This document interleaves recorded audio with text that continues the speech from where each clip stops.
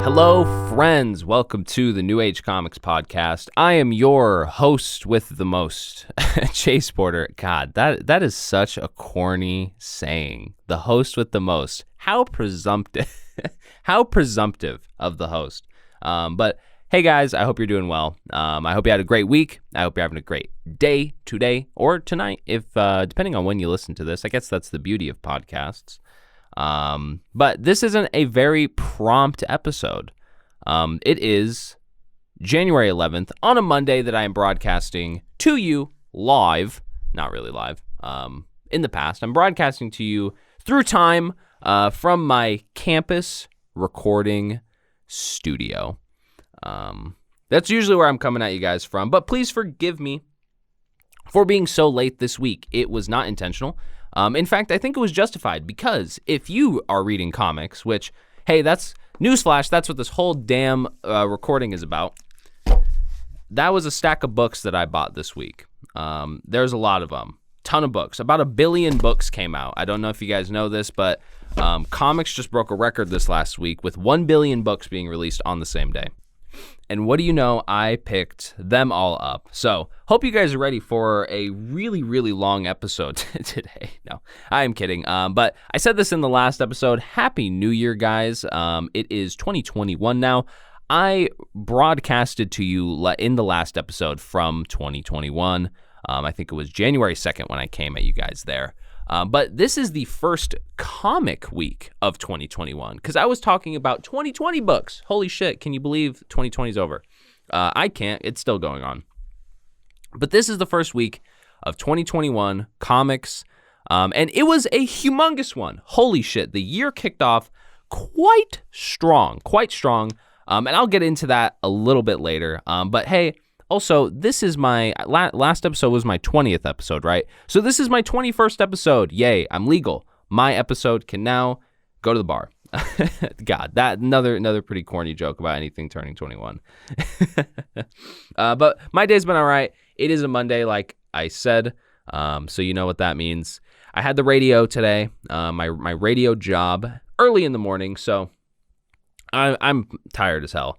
But you know me, I have my little concoction for my brain here. I'll dink it right there. That is the sound of a Red Bull, sugar-free, and a low-calorie body armor light colliding, because those are the two elements that I siphon into my system as I'm recording this podcast. They're frankly a sponsor of the show in the truest sense. I mean, not in an actual legal monetary sense. They do not sponsor the show. However, they sponsor my ability to do the show, or promote it, I should say.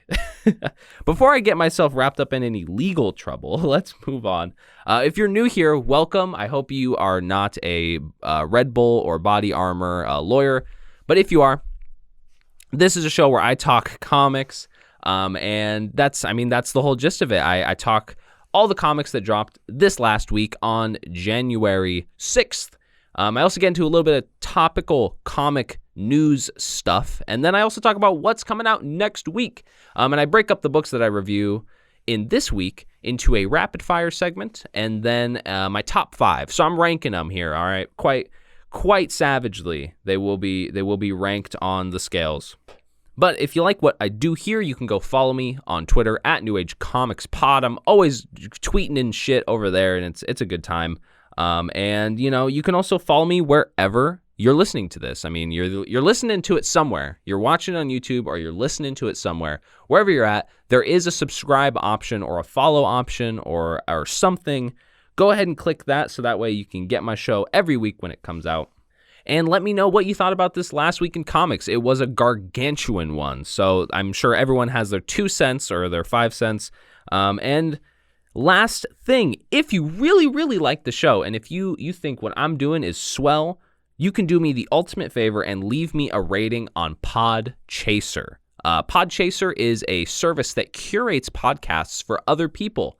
And so, I mean, bada bing, bada boom. If more people get curated the podcast, then more people are going to listen to it. That's awesome for me. And for the show in general. And so leave me a rating on there if you would be so inclined. And I appreciate it if you do. But last thing, Jesus, spoiler warning. I'm spoiling everything in this episode. Every comic that I put my grubby little fingers on, I'm gonna pretty much just blurt the last page. No, I'm kidding. I'm not that blatant about it, but I will be. No comic is safe, no detail is safe. I pretty much just let it rip. So if you don't want any of these comics spoiled, please go read them and come back and we can talk about them. But okay. Let's get into some comic news. Now look, I want the real story. So this will actually be more of a unique comic news segment because one reason, and it'll be very apparent, I have 2 pieces of news, daily double. But no, there were 2 pieces of news that I wanted to bring and I couldn't pick. So I said, fuck it, let's bring them both. And really, it's more like 4. You'll know what I mean. So the 2 things that I have for you guys today, one being loads of MCU news, okay? Tons of stuff got revealed, and I am very excited to talk about that. But also, I have a story, a bit of a unique one. An artist has spoken out. Jason Fabok has given his words on a potential 3 Jokers sequel and spoke on his relationship working with DC. A very interesting story. I will get into that after some of this MCU news, okay?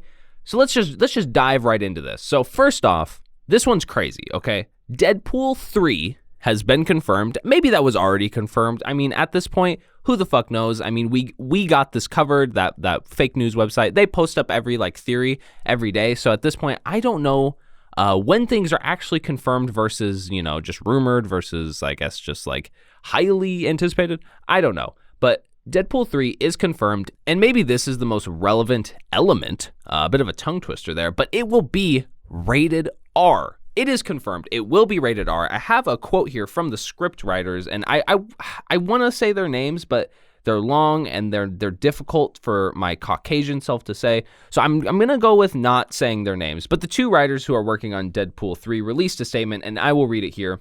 They said, quote, "It will be rated R, and we are working on a script right now, and Ryan's overseeing a script right now. It will not be filming this year. Ryan is very busy, very successful actor. We got a number of things that we've already announced and now we have to make, but it's exciting for it to have begun." Again, a very different type of character in the MCU. Ryan is a force of nature, which is just awesome to see him bring that character to life. Definitely co-sign everything those writers said there, and just generally, wow. Deadpool 3 is confirmed. It will be a part of the MCU and it will be rated R. I mean, need I even say this? I believe this will be Disney's first ever rated R film. I'm not even playing. I mean, is it Disney's? Is it Marvel Studios? I don't even know at this point. It's not like they show the Walt Disney Castle or anything before Endgame. But it's clearly a Disney property at the end of the day. They've never put out an R-rated movie. Deadpool and Ryan Reynolds have now broken that 100-year promise that they made to, I guess, I don't know, the FCC or something. So in general, that's really crazy. I love that Ryan Reynolds is also a contributing person, even in the script writing. I love that. I mean, he is Deadpool. He literally is Deadpool. I am convinced that Rob Liefeld met a young Ryan Reynolds back in the day and actually based Deadpool off of that encounter. But that's just my theory. Okay, but second off, before I get into more fake news, this is another rated R news story, okay? And again, for another tangential MCU movie. You'll know what I mean. Venom 2, Let There Be Carnage, has been confirmed R-rated. This is kind of a leak. I don't know. It's kind of a leak that maybe got a little out of control, but take my word for it. Take my word that means nothing for it. It looks legit, okay? So there was a leak of the tail end of a Venom trailer, and it did the whole rated R, whole thing that happens at the end of the trailer. And it also advertised a full actual trailer for the movie to come out during the Super Bowl. So not only one is that very exciting, the Super Bowl is on the 7th. I had to look that up. But we're getting a new trailer out in the beginning of February, in less than a month. And not only that, it's rated R. I mean, I said it looks legit. It really does. But let's remain vigilant. Okay, guys. I mean, I don't want anyone getting duped here. That's the last. I hate fake news. It always gets me. I'm so gullible for it. So I try and keep, a healthy dose of skepticism. But right now, it looks legit. It's going to be rated R. I hope so. It's going to have Carnage. It's going to have Eddie. I mean, it's got to be rated R. But last little piece of MCU news, and frankly, this one is a little more of a rumor, but I'll just get out with it. Kristen Ritter has been rumored to reprise her role as Jessica Jones in the upcoming She-Hulk Disney Plus show. Kind of a mouthful. And like I said, this one's a little more clickbaity / rumor-y, so I apologize for that. Please take that with a grain of salt. I am not the arbiter of truth in this universe, but comic Twitter was having a hoot about this, okay? So I feel like I had to talk on it, me included, right? I was all hooty, going on. But that being said, the source of this news piece is kind of sketch. I guess it's just some guy with like 100K followers on Twitter. Apparently his Patreon, he said it in his Patreon. I mean, could this have just been him shitting around? I don't know, but I mean, we will see. But there is a dose of legitimacy to this story, and that is Kevin Feige, or Foggy. I really don't know how to say it. I mean, it can't be Foggy like Foggy Nelson. So it's probably Feige. Well, Kevin Feige, the executive president of all things MCU, he has left the door open for these Netflix Marvel shows, which is amazing. I am myself a humongous fan of the Netflix verse. You know me, I like my edgy stories, so of course I'm gonna. But what Kevin Feige said is pretty cool. He said, well, certainly you've seen what we announced at Comic-Con a year and a half ago and on Disney Investors Day a few weeks ago. So that's our focus. But I've been at Marvel long enough to never say never about anything. Perfect answer. I mean, this whole time, like the whole Save Daredevil movement, the love of the Netflix shows, it's all been this like bubbling morning wood of like fandom, right? Sorry for the crude language there, but that's what it feels like because there's so much, tension, right? We all want the Netflix heroes to finally be in the movies, right? And apparently Daredevil was confirmed, I'm not going to get back into that. But that all being said, it's a lot to swallow, okay? I just threw a lot at you, all right? So I hope you're ready for more. But what we should take away from this is keep your eyes and ears peeled and just know that Kevin Feige, he's in our corner, right? He is in our corner as comic fans and as fans of the source material. He's definitely one of those guys. He's probably got a few long boxes of his own at home. But let's move on past this MCU BS and get into some of the real shit, which is Jason Fabok has came out and made a statement speaking about a potential Three Jokers sequel. And not only that, more explosively, maybe explosively is a loaded way to phrase this, but he spoke on his relationship with DC. For those that don't know, Jason Fabok, he is the Three Jokers artist, a recent story that came out for DC, a big story, blockbuster, kind of 3-part event. It was super nuts. Every comic fan was reading it. Big deal. I reviewed it on this show. You can go find it in my past episodes. I, for one, did dig the story. But he took to Instagram, revealing some of his upcoming work and kind of just vented about some of the stuff that went on with the creation of that project. And instead of just more fluffery, I'll read what he said. He said, "You may not see this for a while," in reference to the picture that it was commented on, "but it's my future and it's going to be incredible. Three Jokers has freed me from the grind and now I can focus on quality and draw what I want. Can't wait until the day I can show this off. Project 1 of 2021. He continued saying, "A lot of stuff previous to that were rush jobs forced by DC, which I hated. Now I can do what I want with my time and can focus on books I actually want to draw and have say in." Now, I believe through a comment chain, someone asked him if he would be taking to crowdfunding websites like Kickstarter and Indiegogo and stuff, and he said he was kind of going to avoid that realm, saying, "Not now, but maybe in the future sometime. I don't really have a desire to do crowdfunding and put up with the printing and selling, etc. I just want to draw and focus on that. But I see the draw towards it maybe one day, or like a hybrid like Tony Daniel or Keanu Reeves," in reference to, I think, Noctera and Berserker, 2 recent Kickstarter projects. Now, I'm sure you're saying, "We'll get to it, old man." And here I'm at it, okay? So this is the part where he kind of starts to speak out more on his relationship with DC. He says, "But DC is so poorly run, it took 6 months to get back to us on our pitch. So I took work elsewhere." The pitch in that quotation, I'm not sure what he's referring to. He may be referring to Three Jokers. Three Jokers sort of famously had quite a long production time. But he continues here, and this is really where the meat of it all is. He says, I've worked at DC for 10 years, and a majority of that was when the company was run like a well-oiled machine with leadership that loved its creators and trusted them. It wasn't perfect, but there was a sense of trust and willingness to listen to ideas. When I say the company is run poorly, it's because I've seen it run well for years. I love DC with a passion and want it to succeed, but right now I don't think it's being run well, and it's okay to say that. Many people working there are saying the same. For starters, they fired almost everyone I ever worked for at the company, many of which were passionate about the books and did not deserve to go. It's okay to be truthful and to call things out. I'm not an employee, and I'm not blinded to the fact that the ownership can make bad decisions. I had to make a choice and work with someone who wanted my services, and that's okay.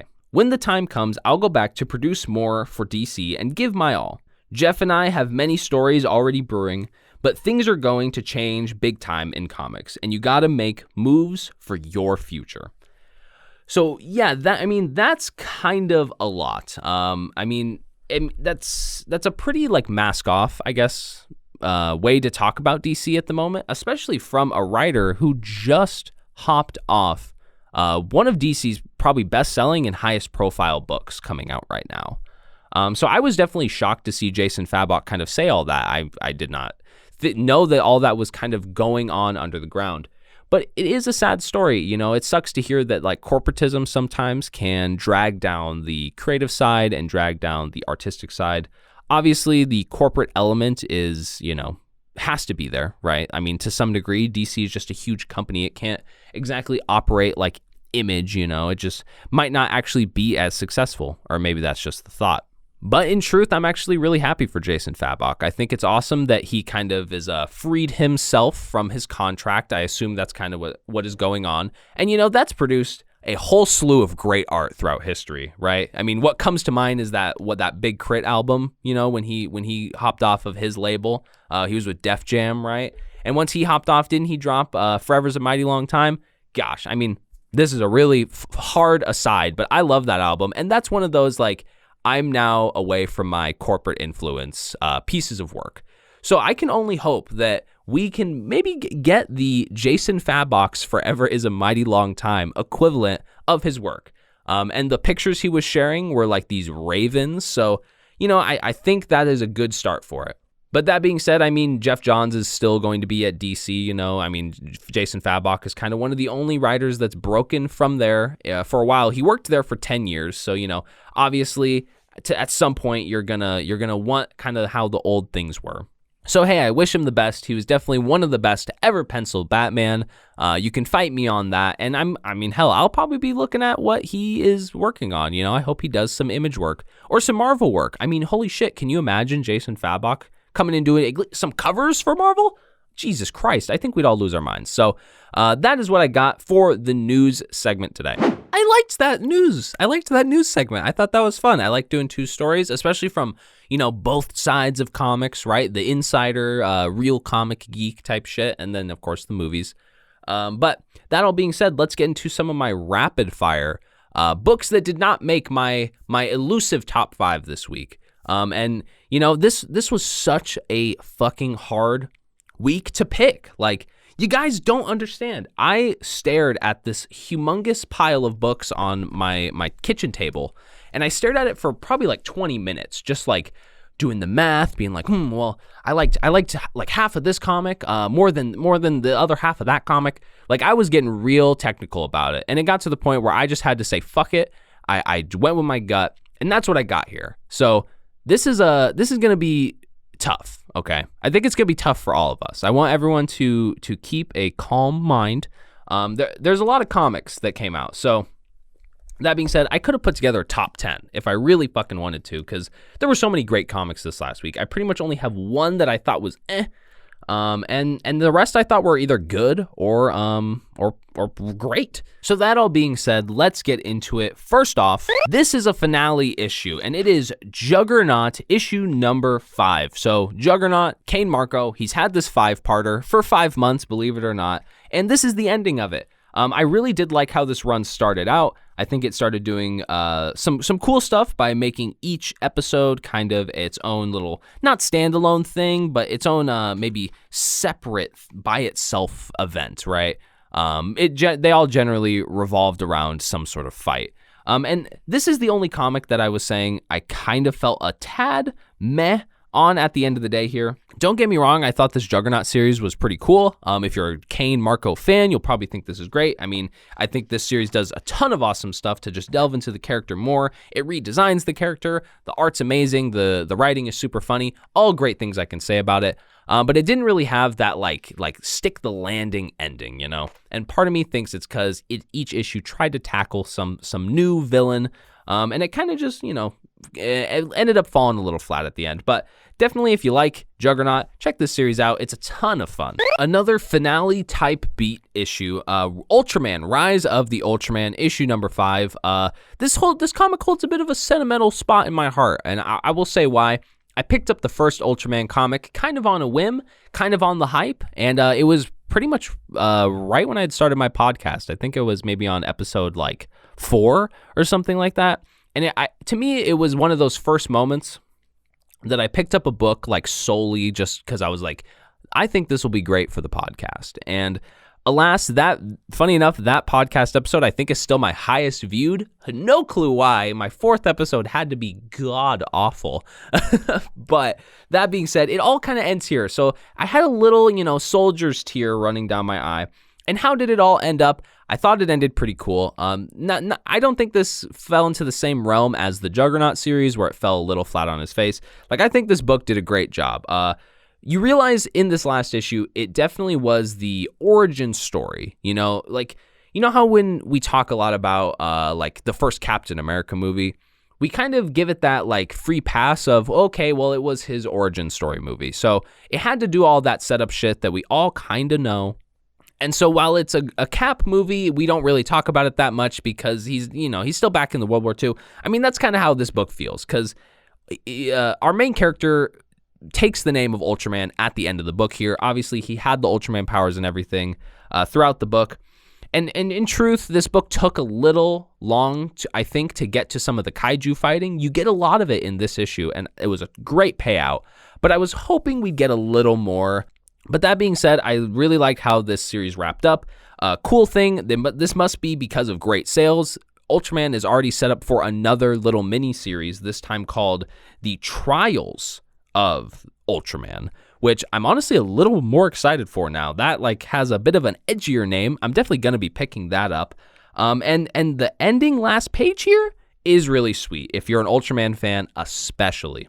So if you think Ultraman is cool, you want to give him a shot, I thought this was a great little intro for someone who personally knew nothing about the character hopping in. And now I can say I'm honestly a fan. So definitely check it out if that interests you. So if that was kind of the finales segment of this rapid fire segment, this will be the King in Black segment.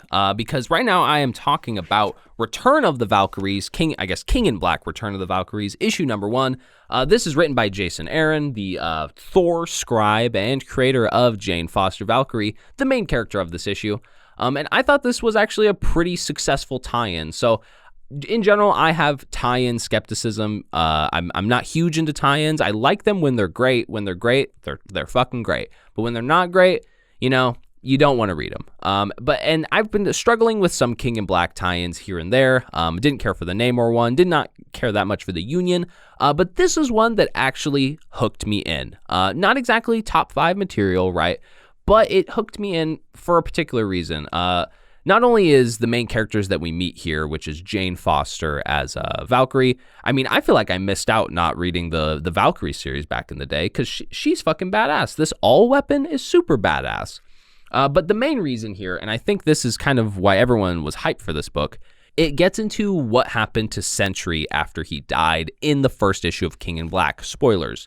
And I think this issue does a great job setting up some interest for the rest of this little mini tie-in series, especially if you're interested in Sentry. And I think it sets up a cool adventure. There were some confusing elements, definitely, but overall, I thought it was cool, and I'm definitely going to be picking up the next one. And next King in Black tie-in, probably the most consequential one, Venom issue number 32. Donny Cates, you know, he's writing this Venom series and the main event, so of course these tie-ins are going to be the most important. And coming out of King in Black issue number 2, you particularly know why this issue is important, because the Venom issues center around Eddie.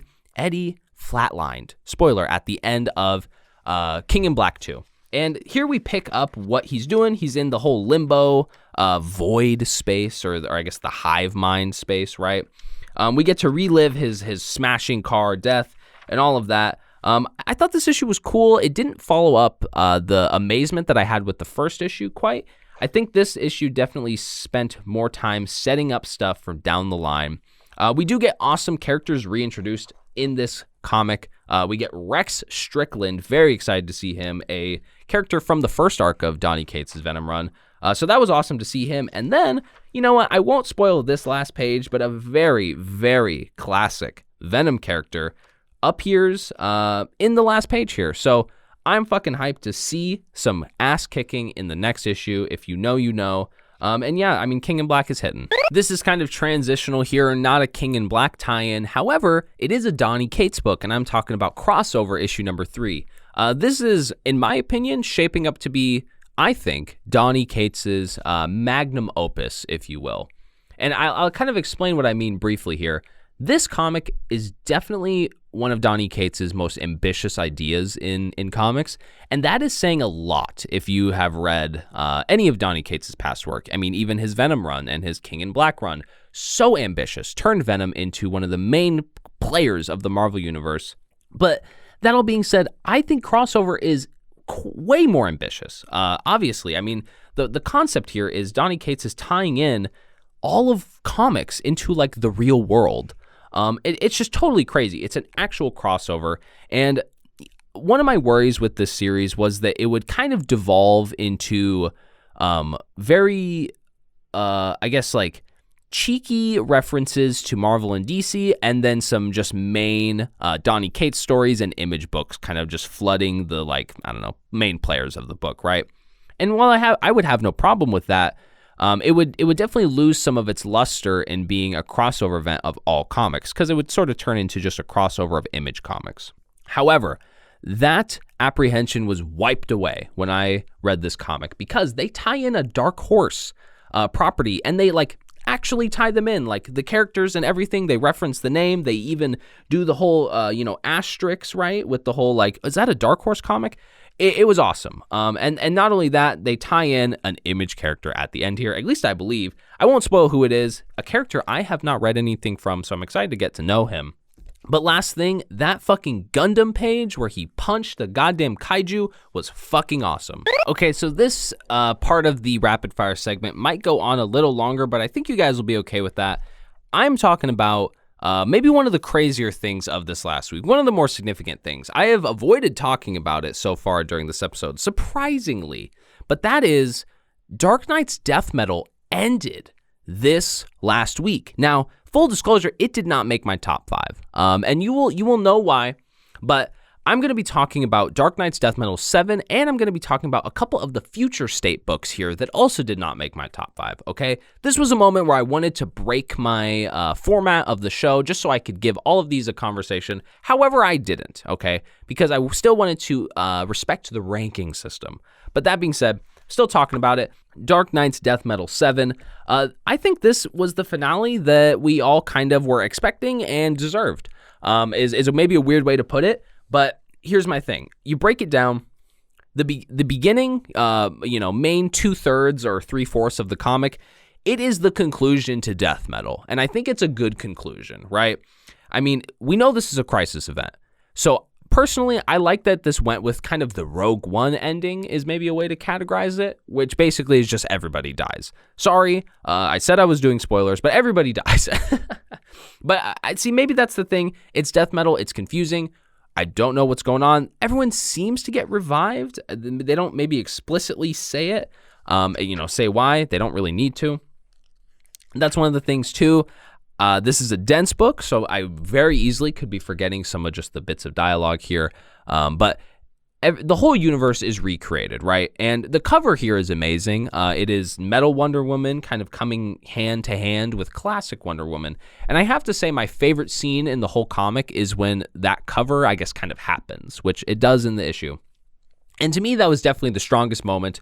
Again, like I said in, I think, my hot takes, I made some hot takes on Twitter. I love that this was a Wonder Woman-centric event.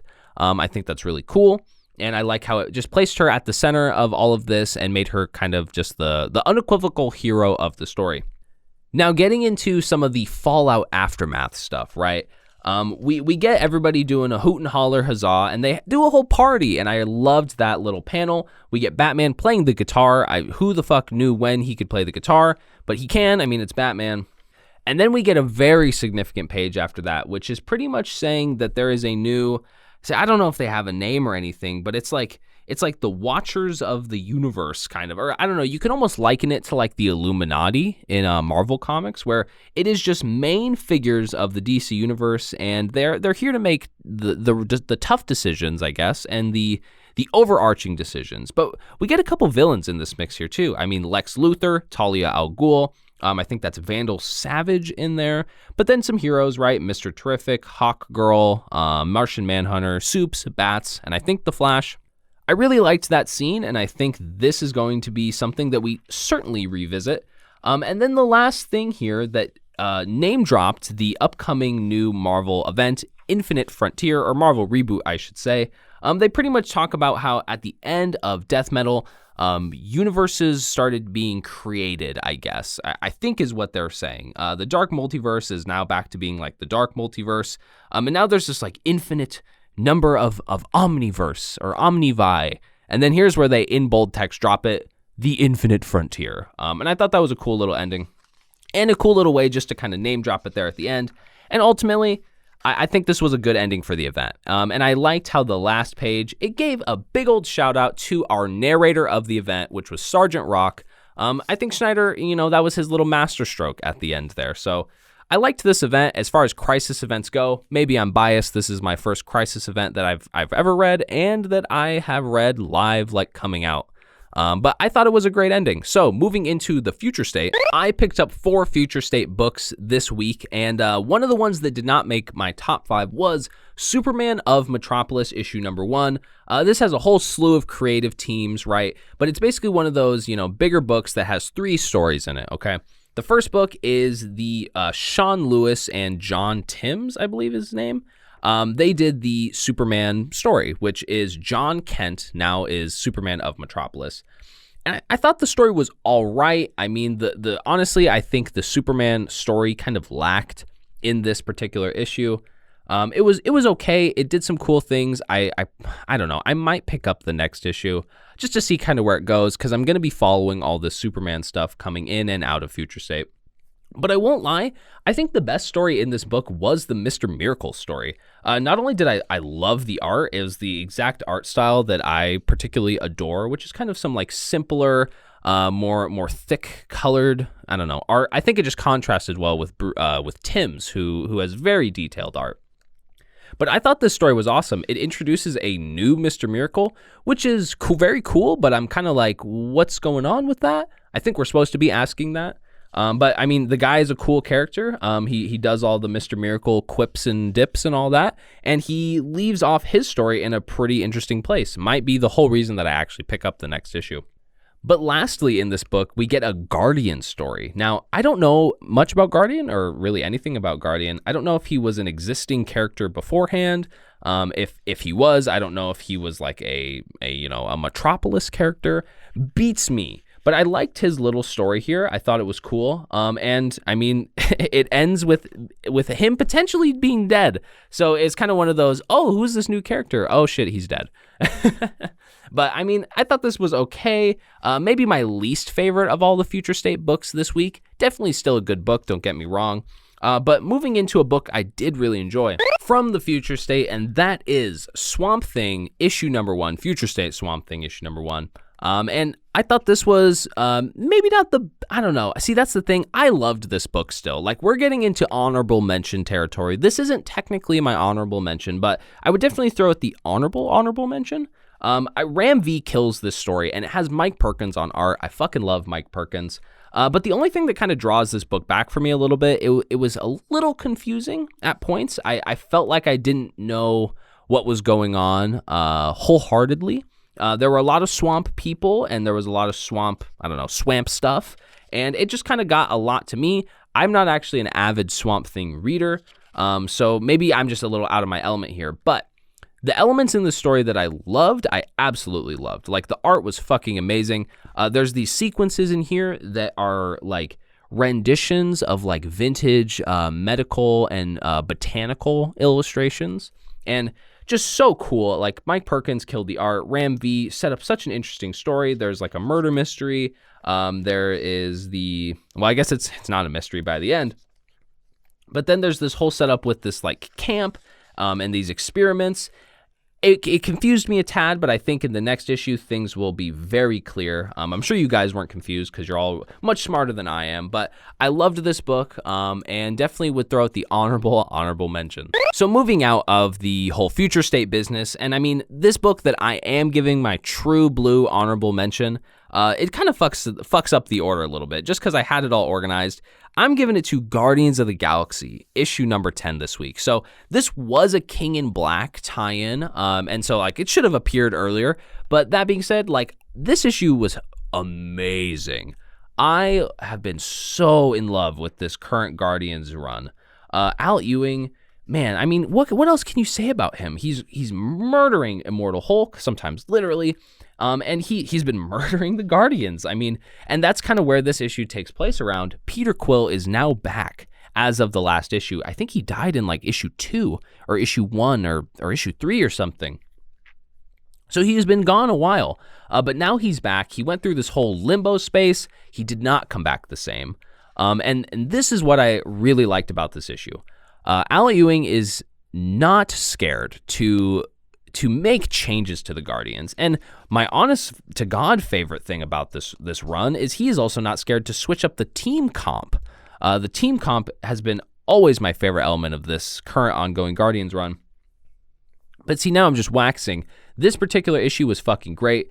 Star-Lord, he is like elevated to like an actual fucking Star-Lord, and it's really epic. This is the only King in Black tie-in, which I thought was kind of strange, just a little weirdly placed, I think. But I'll say this: Peter fucks up that goddamn nullified dragon.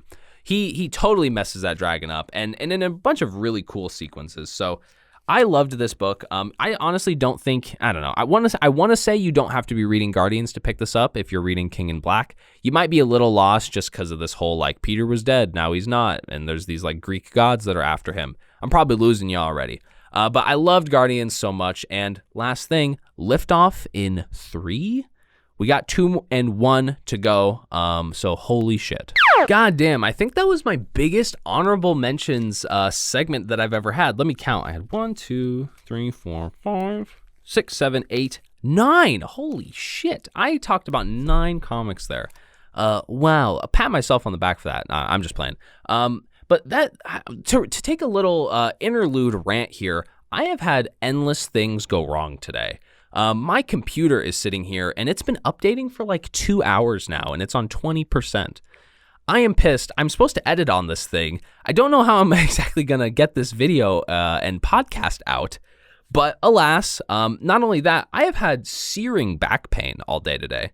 Definitely because I am now, curled over on my computer and in a comic book now, like, almost all day, every day. So I need to practice better posture. Everyone should practice better posture. PSA, don't end up like me. I have been laying on the floor all day today because my back has just been killing me. But hey, I got some ibuprofen in the studio, and it actually, I think, came through. But anyway, enough about all of that. Interlude over. Top 5. Maybe you can narrow down what books are in my top 5, but we got some surprises here, okay? So first off, let's kick off with my number 5 issue. And I got to give this one to Eternals issue number 1, written by Kieran Gillen, drawn by Asad Ribic, and colors by Matthew Wilson. So this is maybe an unexpected issue, just in general, a bit of an underdog issue, if you will. The Eternals is definitely a more niche, a little more obscure component of the Marvel Universe. But I actually have read a little bit of Eternals. I read the Neil Gaiman run, which came out in like 2006 or 2007. That's kind of how the Eternals operate. They originally are a Jack Kirby invention, and he wrote them, obviously, back when he was writing comics, and I don't think they've really done much since. I think they've been side characters or had these seminal run moments. And that being said, the Neil Gaiman one is considered like a, hey, if you're interested in Eternals, check this out. And I checked it out kind of in preparation for the movie. But that being said, it made me actually really hype for this new series coming out because I loved the Neil Gaiman Eternals. It was great. I mean, it has Neil Gaiman and John Romita Jr., back when John Romita Jr. was on point. So what more could you ask for? But alas, we're not talking about that run here. We're talking about the new Kieran Gillen run. And what a perfect writer for this new Eternals. Kieran Gillen, he's a goddamn beast. He's been, I'm pretty sure, writing comics for a long time. Not to make him sound old or anything. I know he actually wrote the first Annihilation event, which is a classic, total classic. Please read Annihilation. It will make you fall in love with Cosmic Marvel. And that's the thing. Kieran Gillen is certainly a Cosmic Marvel scribe. And so I thought it was awesome that he's taking on Eternals now. And the art here by Asad Ribic matches it just so perfectly. Asad Ribic, he's famed for his Thor run with Aaron, and famed for a couple other runs as well. But I think his art matches the Eternals vibe just so perfectly because they're, gods. They're old gods fighting these things called Dementors, I believe, or Deviants. That's what they are. And these are like old-timey concepts. And Asad Ribic's like very, realistic tone of his art just matches it just so perfectly. And I spent a fair amount of time talking about that previous Eternals run, but it's actually relevant in here because I could be wrong. They don't actually asterisk it anywhere, but I'm pretty sure they reference the events of the Neil Gaiman run. I say that because they throw in a character in here called Sprite, and Sprite was the main antagonist of the Neil Gaiman run, which I guess is a bit of a spoiler there, but bear with me. They reference, I'm pretty sure, some of the events of that Eternals run, and not only that, they make a couple thematic nods. There's this famous moment in that Eternals run where Iron Man shows up and kind of becomes a main player for that issue. And that happens in this issue, which I thought was a really cool nod. Iron Man is just, an awesome character. If he's written well, he makes a great side character. But side characters aside, the main character here, which is Icarus, right? If you know anything about Eternals, that is the total main. He is awesome. And it feels like Kieran Gillen kind of picked up the torch where Neil Gaiman left off in writing Icarus. Because what I love about Icarus's character is he's a god, so he's like just undyingly confident. But he's also kind of like funny, and he likes to like, get in fights and like punch people and shit. And he's just like unapologetic about it. But he's also a god. And so it's just very silly. But Sprite actually gets like revived here. This gets into some of the lore of Eternals. I'm not going to lecture you on some of this lore. They actually throw in a couple little infographic pages, if you will, kind of definitely a nod to Hoxpox and the current Dawn of X stuff, because Hickman's been doing some of those infographics. But if you ask me, Eternals are the perfect property to get some of that treatment, just because they're so complex and they have such like deep history that has kind of never been retconned a ton, as far as I know. But all of that aside, right? So I love the events of the main chunk of this. This comic does stick the landing at the end here, though. It sets up an awesome mystery in the form of a murder. I won't just say who. I don't want to spoil that for you guys. But we get the return of a very, very, very threatening force at the end of this book. I almost don't want to say it, but I really do. Gosh, okay, I'm saying it. Please, if you want to read Eternals, pause and go read it. But I'm saying it now. Thanos comes back at the end here. And I mean, this almost isn't a spoiler because Thanos was confirmed on the cover of issue 2. His face is just smack dab on it. It looks as though he might be the one who murdered the Eternal that is found murdered. And God, I mean, this was a great ending here. The dialogue just meshed so well. And that's the thing. Kieran Gillen is so skilled. He writes amazing dialogue, I have to say. Like, I was just head over heels for Kieran Gillen's dialogue in this issue. But this was a very fun issue. I had a total blast reading it. If you were interested in Eternals, please go check it out. I guess I just spoiled it, right then and there. So if you listened through that, you probably weren't all that interested. But I don't know. Thanos is awesome. And he's been dead for a while. So holy shit, right? I mean, this is turning out to be quite the eventful comic.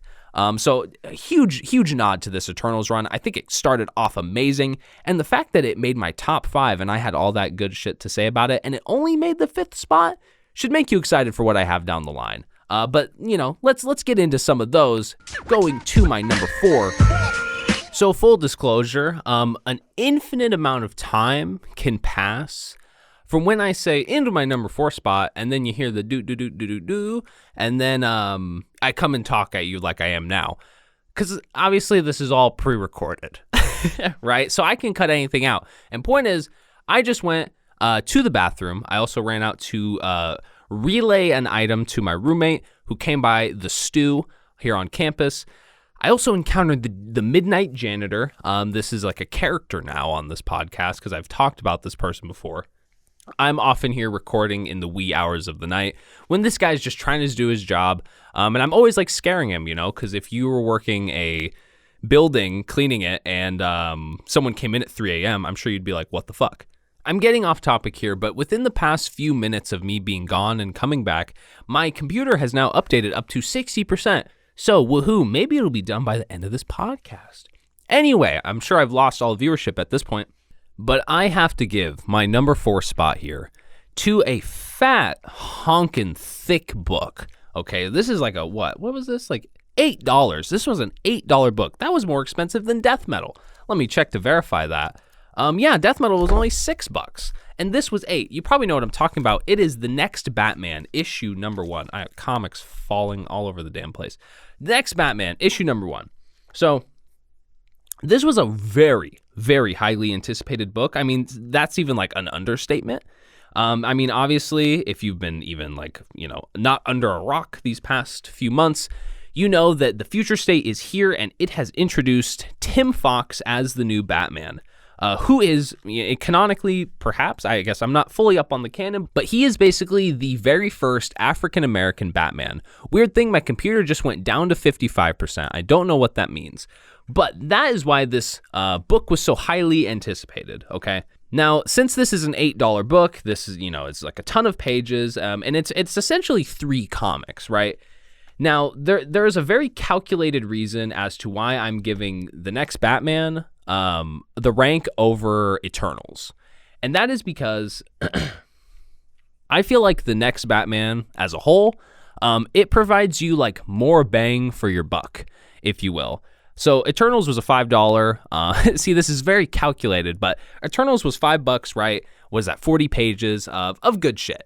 Now, this Next Batman book, I don't know exactly how much it was, but it gives you 3 stories. The first 2 stories I think are amazing. My absolute, some of my favorite stories this week. Obviously, it's my number 4 spot. The first story is the Tim Fox Batman story. This was an amazing tale. John Ridley is hopping on writing that, and he fucking killed it. I will say that. He threw in a couple lines there for me. That's what it felt like when he referenced Ice Cube there at the end at the Batman's last panel. That was awesome. And then I loved the whole mantra of the more things change, the more they stay the same. Not only is that perfect and says a lot just about, I guess, comics, DC, you could extrapolate that to mean a lot of things. But, here we are in the future state. A lot of things just changed. But the thing is, more things stay the same. And that was the crux, I think, of the Batman part of this issue. Because it shows Tim Fox doing, something really awesome where he's like kind of breaking up a gang, if you will. These seeds were laid in the, I guess, now debunked era of DC Comics in the like rebooted retconned part. See, I don't know if it's a retcon. Alas, there was a lot of stuff surrounding anti-mask sentiment, right? Or like anti-superhero sentiment, more specifically anti-Batman sentiment. And this Future State book follows up on that in a really cool way by taking it like to the future. So we were starting to see kind of the seeds of some of this anti-mask sentiment be laid. And now in the future, it is fully bloomed and blossomed because masks are like outlawed and banned. Obviously, that makes Batman a criminal, but he was basically taking these kids that were about to enter this like Bane gang, and he kind of just pulled them out of it in the most Batman way ever. He's taking them to child services. What you do from that point is up to you.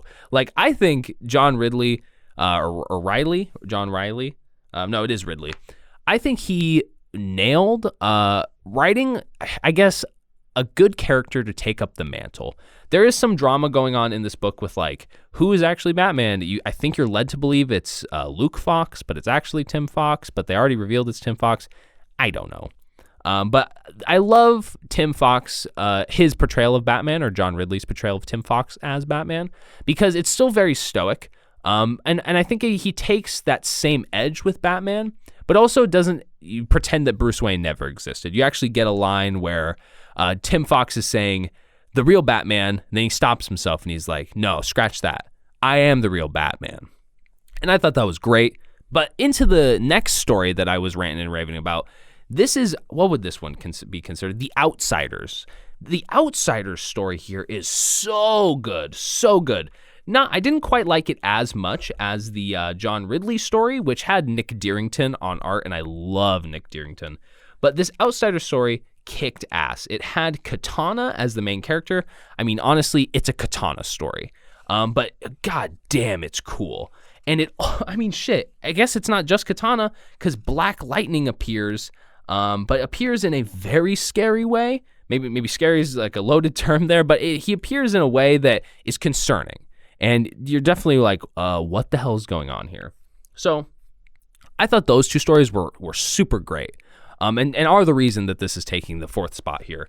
This last story, the Arkham Knight story, the Arkham Knights, I thought it was okay.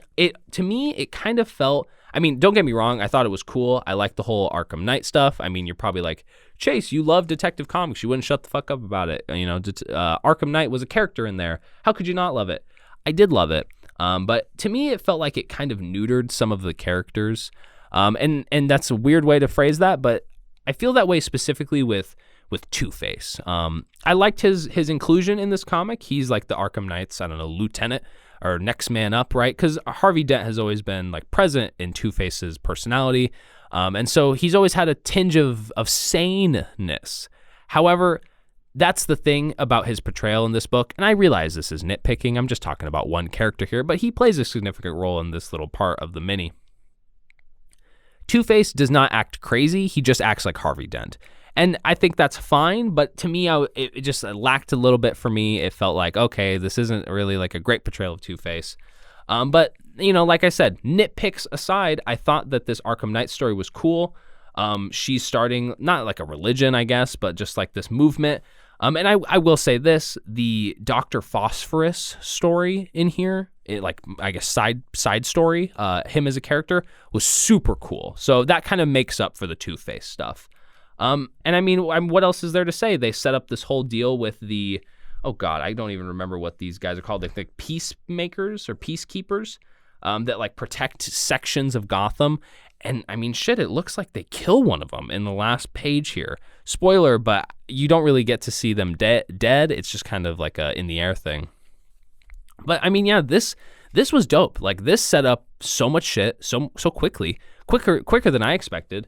And I think higher quality than we might have all expected. I think I speak for us all when we were worried that this was just going to be like Diet Batman.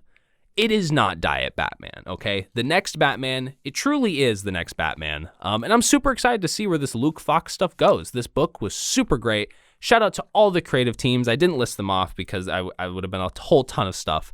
But I loved all of their work here. And I hope the next issue is equally as awesome. All right, so for my top 3, man, I love the top 3 part. Like, it's my favorite part. 4 and 5 are great, don't get me wrong. I love the rapid fire shit. But, like, the top 3, that's my cream of the crop of this week, right? Like, these are the 3 comics that always get me the most jazzed. And, I'm excited to talk about these issues. So, coming in for my bronze medal, another reason why I like the top 3, I get to start giving out medals. I'm giving this one to Thor issue number 11, written by Donny Cates, of course, a part of the Donny Cates Thor run, with Nick Klein on art and Matt Wilson on the colors. Wow, this issue was great. So I get why people say that Thor is maybe one of the best superhero comics on the rack right now. And I think this arc, the Prey arc, the Donald Blake arc, solidifies that. And I'm not trying to knock the first arc, right? But I always hold out that doubt maybe because, I'm like, hey, first arc, maybe they just had one banger idea. Obviously, it's Cates. I'm not trying to besmirch Cates like that. But I think, we should have waited a little bit before we start, throwing GOAT status around. But that being said, this issue solidifies. This is one of the dopest comics on the rack right now. Like, you have to be reading Thor, my friends. But man, this is just a great continuation of the Donald Blake stuff. Donald Blake, man, a fucking villain, dude. He is so villainous. I have no clue. Like, I don't know a ton of Donald Blake lore, but man, there is great villain action going on in here. Like, just super fucking evil. He hallucinates killing Jane Foster. He moves on to do crazy evil shit. It's nuts. This issue actually kind of de-emphasizes our mains though, because Thor, he's not in it a whole lot, and then we catch up with Lady Sif and Volstagg, and even Beta Ray Bill here, but they only really get one page each pretty much. Beta Ray Bill is kind of just healing up right now, and they're all kind of just talking about how the fuck are we going to handle this Donald Blake shit. But at the end here, we get a return of an absolute fan favorite character, Thor-E. That's such a tough one to say. Thor-E, that is Thor's pit bull who can speak and always refers to himself in the third person, and he's adorable as hell, particularly in this issue. So that was awesome. And then, like I said, we get some Donald Blake acting like a maniac, and Cates, he's just the master of lore because he picks up from Jason Aaron's Thor run so seamlessly, and he proves that here with Jane Foster's inclusion of not only her character but also her new powers as Valkyrie, where she can see the death, or I guess see how much time someone has left to live. Like, she can see how like close death is looming, And Cates uses it in like the coolest way in this comic, just showing that he took the ball and started rolling. He did not try and do the whole like, I'm fucking putting everything down and rebooting, which he had the right to, right? Because Jason Aaron had been writing Thor for like 10 goddamn years. And so maybe you could argue that there was a good amount of just like fresh start that was needed. And I'm not saying this wasn't a fresh start, because it definitely is. It definitely feels different than the Aaron Thor. But now I'm rambling. What really I give a shit about is this last page, people. This last page, oh my God. It's one of those last pages that's so awesome. I don't want to spoil it because I would feel like so bad, and I want you guys to read this because this is like one of the dopest last pages ever. Includes one of the dopest characters ever. I am so like happy, and I'm laughing, and I'm just smiling that Cates decided to throw this character in. Fuck. I gotta say it. It's Throg. Throg makes it at the end of this issue. And not only that, but also a Lockjaw appears, but Throg. And Throg is not fucking around. Throg is about to kick some ass. And I am beyond excited for that. And not only that, the next issue, Thor 12, it is the 1 year, right? Because, 12 issues came out monthly. So that'll be awesome. Maybe we have an annual down the pipeline, and I can't wait for that. So this Thor run is kicking ass, and you got to be reading it. Okay, so if you've been listening to the show for, some time, for at least the last, 4 months at this point, you might not be surprised at this one. I do have a lot of reoccurring comics up in this top 5, but hey, it's my top 5, it is what it is. I'm giving number 2 to Iron Man issue number 5. This easily, personally, is one of my favorite comics on the stands right now. Dare I say better than Thor? Yeah, I don't know. I think this one's only on issue 5. Thor's on 11. Maybe not a fair comparison. But in terms of blockbuster like characters, oh my God, I am in love with this Iron Man run. So this is the Christopher Cantwell run. He has art in this issue and in the whole entire run by Kei Fu, and color by Frank D'Armata. An amazing creative team. And I am obsessed with Christopher Cantwell, dude. Like, it's getting unhealthy. I loved his Doctor Doom run to fucking death. Like, that run was just amazing. And then, not only that, he followed it up with the Doctor Doom, Iron Man, King in Black tie-in. Totally amazing. And then he started writing the Iron Man series, and I've loved it since the jump. I had a weird first issue, I'll give you that. It sucks to me that maybe some people dropped out, because I think this series has just, like, ramped up so well. Cantwell is a king of pacing, you know. He is really just a really talented writer. For some that might not know, he actually has a background in TV writing. He wrote this series for AMC called Halt and Catch Fire, which is, it's AMC. That's the people who put out Walking Dead and Breaking Bad. And I heard the show was really great. From what I know, it's about Silicon Valley, like, starting out, I guess, about the, like, invention of the computers and the internet or something like that. Apparently, Christopher Cantwell, I've looked into this. Christopher Cantwell's father, I guess, was heavily involved in some of the early Silicon Valley hijinks. And so he wrote that show with a lot of, I guess, inspiration from personal experience. And I digress at this point, but it kind of informs why these armored, teched out characters are his forte. Because he's just doing it so well. But that being said, the armor and the badassery is not why I think these Iron Man issues are so spectacular. If I had to give it to one thing, I would give it to Christopher Cantwell for his ability to weave a web of characters together. Like, it is uncanny. I mean, maybe that's not the right word. It is impeccable. The way he can do it. He does it so well in this issue. You might already know what I'm talking about. I have a tweet about this because I'll get this one out of the way. This issue it kills your soul. Like, this is a dead inside last page type issue. But he introduces a whole slew of side characters in this comic. He throws in Gargoyle, a really old Defenders character, Scarlet Spider, Misty Knight, and Frogman, kind of a new character. But I've ranted and raved about his use of Hellcat in previous episodes because I think his use of Hellcat is spot on perfect. And I'm not even a Hellcat guy. I just think he writes the perfect side characters. I digress. This comic feels, and I don't use this term lightly, movie mode, because it's just epic. It's just epic. This story is paced so well. It presents, like, the buildup and then the climax, and it has the tension there.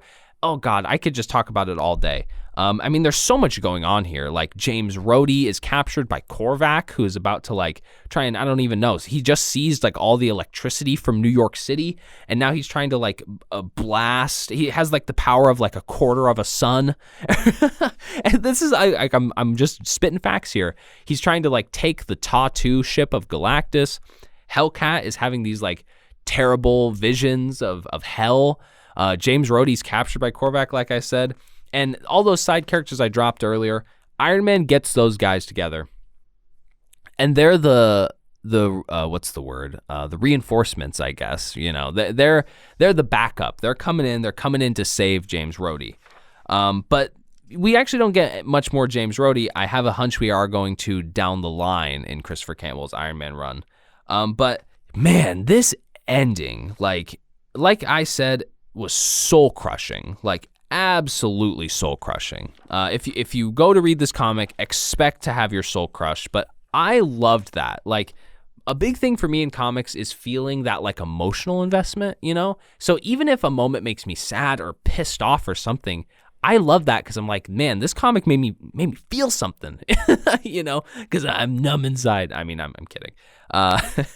But there's just an amazing scene with Iron Man and Hellcat where he's holding her because she's freaking out, having these visions, which speaks so much to, like, her history and she's been going through in this comic. And then there's this, like I said, movie mode earlier. They have this whole conversation, Iron Man and Korvac, in this laundromat, and it's so tense. Like, you just feel it in the air. It's amazing. And, like, this is another ending that I feel bad spoiling because I don't want you guys to not read this, but I'm going to say it. There's an explosion that goes off, and the whole team goes out. I mean, that's all we know. The whole team is not picking up the mic. That's how we leave off this issue, the whole Misty, and he's getting nothing. And not only that, Korvac is a goddamn god. I mean, he's a god in this comic. That's the whole damn plot. And he fucks Tony up like hard. Tony is collapsed on the ground. No more our armor functions. And this is masterful storytelling. Like, it was such a toss-up for this issue and my number one issue this week. But the storytelling here is so masterful. At the last panel here, you just start hearing warnings from Tony's armor just saying hypoxia, danger, hypoxia, which hypoxia is lack of oxygen, or suffocation, essentially. And that's how we end off with the to be continued. Like, god damn, this comic was great. And, that's why I'm here. I'm here to talk about great comics, but this is one of them. I am so, unhealthily in love with this Iron Man run. I'm not an Iron Man guy. Iron Man has never been my cup of tea. He's just a character that I thought was all right. He was cool in certain comics. He's corny in other comics. I tried out Iron Man 2020, didn't care for it. But now I'm into the Cantwell run, and Tony is so fucking awesome in here. But I am so happy that I took the risk and just was like, fuck it. Cantwell, I trusted him with Doom, and now I'm trusting him with this shellhead in Iron Man, in Tony Stark. So, goddamn, I can't recommend Iron Man enough. It's a great run right now, so thoughtfully written. So, if any of this interests you, please do yourself a favor, read Iron Man by Cantwell. So, before I rattle off this number one spot here, let's just take a moment to appreciate all the great comics that came out this week. This was an amazing start for 2021. And I'm realizing it now. This is the biggest week I've had on this show. I think I bought 16 comics this last week. And that's fucking giant. You know what I mean? Anyway, my number one issue this week, this was highly deliberated by me in my own head. But I have to give it to this comic for a slew of reasons. You know me, I will explain. But I got to give the number one comic this week to Wonder Woman Future State, issue number one. This comic, to get creative team formalities out of the way, this is actually written and drawn by the same person, and that is Joelle Jones, I believe is how you say her name. And then colors in here by Jordi Belair. Jordi Belair, awesome colorist, working over at Marvel for Black Widow right now, another series that I'm loving. But okay, where do I start with this comic? I guess I'll tell it linearly. I'll tell the story linearly. When Wednesday rolled around on the 6th this last week, I was not actually planning on picking up this book. Funny enough, this is the first Wonder Woman comic I have ever bought and read. I will fully admit that here. I've been sleeping on Wonder Woman. I'll fully admit that. I know she's a significant character, and I've wanted to get into her. It was one of those things where, there's a million comics under the sun to read, and you just kind of prioritize ones over others. Maybe no rhyme or reason. I always wanted to check out her Greg Rucka run. I love Greg Rucka as a writer. He writes the hell out of some characters. And I know there's a Grant Morrison run, I think an Earth 1 story, but now I'm all over the place. I had never read Wonder Woman before. Obviously, I know about her. How can you not? She's one of those characters. But in terms of buying any Wonder Woman comics, this was my first, which is kind of an interesting place to start, right? Because this isn't Diana Prince Wonder Woman. It's actually Yara Flor, a new character, brand new character. She is the Latina, I think she's supposed to be Latina, new Wonder Woman-esque character. Now, I lack lots of the lore information surrounding her and Themyscira and how all that works. But from what I'm picking up in this book, that Yara Flor is a Themyscrian. And at that point, let's just hop into what goes on in this issue. I was blown away. I was blown away by how much I loved this comic. So I picked it up. I tweeted about this. I saw so much simping for Yara Flor that I was like, you know what? I feel like I have to give this a shot. No one would stop talking about her. I feel like I was seeing more talk about her than I was seeing about, Tim Fox. And so I was like, I feel like FOMO. I would be missing out if I didn't pick this book up. And dude, I am happy that I did because, like I've been saying, this book just rocked my socks, like blew me out of the water, especially for my first Wonder Woman book, like taking the #1 spot here above all those other books. You heard how much I just ranted and raved about Iron Man 5, and I'm giving this one to Wonder Woman partially because of that shock factor, because I seriously did not think I would love this book as much as I did. I mean, where to begin? First of all, I love Joelle Jones as an artist. I think her art is just awesome. Awesome. I have seen her art here and there in the Tom King Batman run, I believe. And then I actually picked up her Catwoman run way back when that started. And I rode with that for a little while, actually. I think I got like the first 13 issues-ish. Like I read through the first year, like the first annual. And alas, I did drop that series. Personally, I mean, I could get into that. I just didn't care for the fact that Selena had left Gotham. I gave it a chance. Like I read 13 issues in, but I had to drop it. It was kind of for some money reasons as well. But that being said, I never had a problem with the art in that book. It was strictly the story, and it was honestly not even like the story writing. It was kind of just like the place and time that comic occurred in. And so I was actually really excited for that reason to get this book because I knew I already liked Joelle Jones because her art is really amazing. I really don't know how to describe it. It's this really like fresh style that everything looks, I don't know, everything just like pops and I don't know, it's like this modern style of detailed art with, I don't know, it's so colorful. Like I'm doing a terrible job explaining her art here, but maybe that's a testament to how breathtaking it is. And that all certainly being said, she illustrates the fuck out of Yara Flor here. And I get why people were simping for her. She is quite good looking, to say the least. I mean, obviously, we can say that about comic characters, right? They're all attractive. But Yara Flor definitely amongst that bunch. But it's not all art that I'm freaking out about here.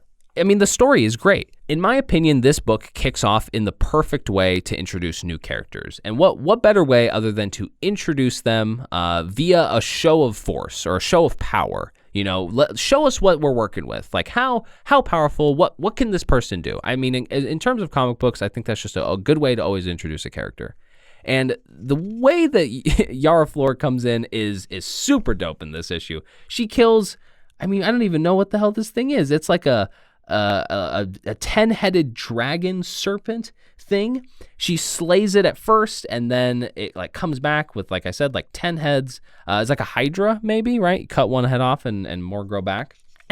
and I mean, it opens up with this like awesome monologue about monsters and demons, you know, and humankind and all of that comic book stuff. But then we get some funny moments with her horse. I guess it's not her horse. It's like her Pegasus, right? It's not a unicorn. But her horse named Jerry is lazy and it wasn't around when she needed him. He came through at the last moment. But I mean, that's how we kicked this book off, with her fighting this giant monster. Great hook. And after this fight is where we get introduced like the meat to this story, you know, or like what's the point, right? Because yeah, we could watch her fight monsters all day, we'd all be happy, but what's the meat of this? And I think this is where it hooked me. Like this was I don't know, whenever I'm reading books of the week and thinking about how I'm going to rank them, there's always that one moment when I read a comic that it hits me and I'm like, this is my number one. Like it just kind of hits you like that. And I think that moment here was in the middle-ish of the issue. I love the story direction here. Yara Flor, she is cutting the horn off of this beast. She said she's going to take it to the underworld for Hades and demand the return of her sister warrior, singular, her sister warrior. And if Hades refuses, Yara Flor will drive it into his heart, twist it until it oozes with thick black blood, and then will bring home her sister herself. So, one, that's fucking badass. Like, I love that. And two, there you go. There's the meat of this story. Given the events of Death Metal 7, it appears as though Wonder Woman has died, which makes total sense. And I love this idea as a story. Like, introduce a new Themysciran who wants to retrieve Wonder Woman's soul from Hades. Badass. Love it. Could not get enough of it. And where this issue goes is just so entertaining. We meet this girl character. I don't really know her whole deal. Or what her thing is. The only thing we really know about her is that Yara and this young girl have some sort of history. I guess she's like a swindler or something like that. She rides a boar. But Yara and her go to the underworld. And I love the way Joelle Jones depicts the underworld here. I love when just any story does this, but they take like an old idea that's, drowned in like religious references and stuff, and they just like modernize it in like a really clever way. And the way Joelle Jones did that here was she turned the underworld, quote unquote, to like a train station, which I thought was great. And there's a ton of little great jokes that are in here, like the front desk worker, and the welcome friends and family. And Yara ends up, I guess has that whole like, I don't want to say God complex, but that whole like doesn't understand social norms thing going on. And she tears I don't even know what these are. The swiveling bar that will block you from walking through like an entryway. She rips that off, and it's this whole thing. Tons of drama. Cerberus is in the room, who becomes relevant later. And Yara, so adorable, just places the bar on the counter and says, "Here you go," and they pretty much just leave. And now, the end of the issue here, I think, does all that it needs to in terms of excitement, right? So we set all this up, right? She's going to Hades. She needs to rip his heart out, blah, blah, blah. Demand Diana back and all of that. And the story ends in an equally as adorable and fun way, where they need a coin for entry to like the boat that will take them to the true underworld or to Hades or something. And they steal this coin from this guy. He gets mad. Yara starts fucking everybody up. And it ends with Cerberus hopping out. I guess he's the literal guard dog of the underworld here. And we get hit with the to be continued. Wow. I like the reason I'm giving this my number one is because that issue just blew me away. I did not think I was going to like it as much as I did, but here I am giving it my number one. Somehow I went from literally avoiding this book, not buying this book on purpose, to like shit, I'm simping right now. Like, fuck it, dude. I'm simping. I'm simping for Yara. She is awesome. She is such a fun character to read. On panel, Joelle Jones' art makes her just like, I guess, beautiful to look at. I don't mean that in a creepy way, but Joelle Jones and Jordi Belair just kill the art here. And so it's always a joy to look at. Yara's character design is awesome. Her hair is always flowing and all of that. Like, this whole book is just a joy to read. Like, this was the sleeper hit of the week. I did not think I would love this as much as I did. But here I am. I've probably talked ad nauseum about this book, but I just need to make it clear how blown away I am by loving this book when, I had no reason to, really. My first Wonder Woman book. But hey, it was a great one. What the hell? I have not been reading Wonder Woman, and I guess I've been taking a fucking L this whole time. So maybe we'll see. Maybe I'll start getting into Wonder Woman when her series reboots during the Infinite Frontier. Who knows? But I'm following Yara Flor. Wherever Yara Flor goes, I'll be there because I'm simping. Fuck it, I'm simping. Please excuse all the simping I just did at the end there.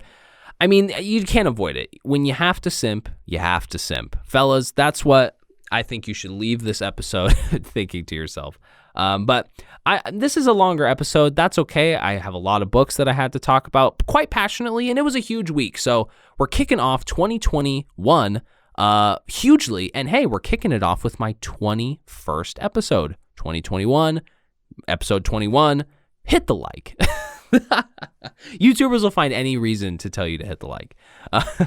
But thank you guys so much for rocking with me. It really means the world. Let me know what you think about my thoughts on some of those books. Give me your top 5 in the comments. I would love to hear it. Or just tell me what you think about last week's books. And Future State specifically. How do you guys think Future State kicked off? In my opinion, I think it kicked off great. I think it had a lot of fun books, and we're only getting more next week. And speaking of that, let's get into the books coming out next week, okay? We're getting a smaller week, all right? It's smaller for me personally, but here's what we're getting, okay? First off, super hyped for this. Blade Runner 2029, issue number 2. That Peach Momoko cover, I'm loving it. We're also getting a few more indies here. We're getting Bloodshot issue number 10. I'm very excited for that. Haven't talked about a Bloodshot issue in a while. And I'm always here to talk about the Valiant comics, but we're also getting, this is more of an off-kilter comic, a Chris Claremont anniversary special. I may pick that up. I'm not exactly sure what it's going to be. We will see. I mean, I love me some Chris Claremont, but the Future State does continue. And what Future State books will I be grabbing? Well, funny you should ask. I'm going to be picking up the Future State Dark Detective, the Future State Justice League, and the Future State Teen Titans next week. I don't read Teen Titans normally, but this is the debut of the Red X, so how the fuck could I not? I watched the cartoon. What do you think I was, an animal?